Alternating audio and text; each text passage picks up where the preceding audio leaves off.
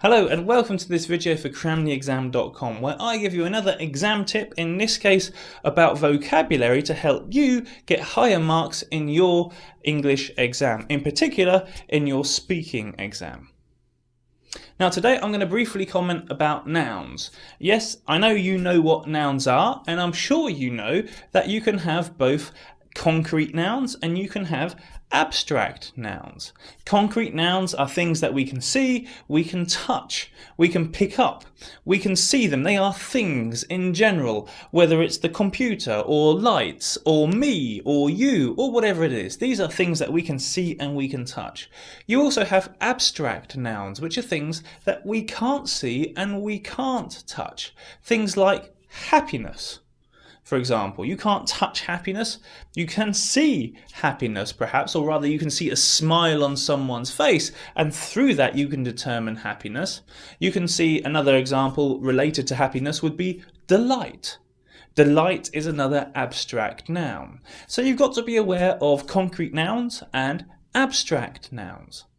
And as I've just demonstrated, sometimes you have concrete nouns which link to abstract nouns. So smile is a concrete noun, whereas delight or happiness are related to that concrete noun, but they are abstract nouns. So why is it important to know your abstract nouns and your concrete nouns? Well, in your speaking exam, you're going to have to compare two photographs. Now, you'll probably fall into the trap, or you might fall into the trap as you're preparing for the speaking exam, of simply naming all of the concrete nouns and comparing and contrasting. Well, that's not where the points are going to lie, and that's not going to show off your English language speaking skills. What is going to get you those points and show off your skills is discussion of a relationship between those two photographs.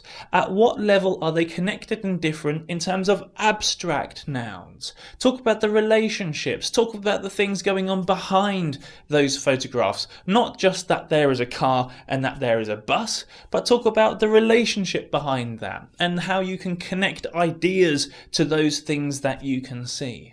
And the only way that you can do that really is practice. You start off looking at photographs, you come to, but at the back of your course book you'll have plenty of examples. Have a look at the concrete nouns. The concrete nouns lead on to the abstract nouns, but the trick is not to talk about the concrete nouns, but to go straight on to the abstract nouns. Talk about the relationships.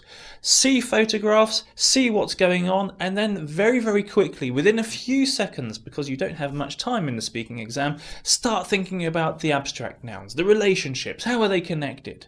And once again, as I said, you can only do this through practice. So have a look at those photographs from time to time and in the back of your course books. Revisit them and think about how are they different, how are they the same in terms of abstract nouns.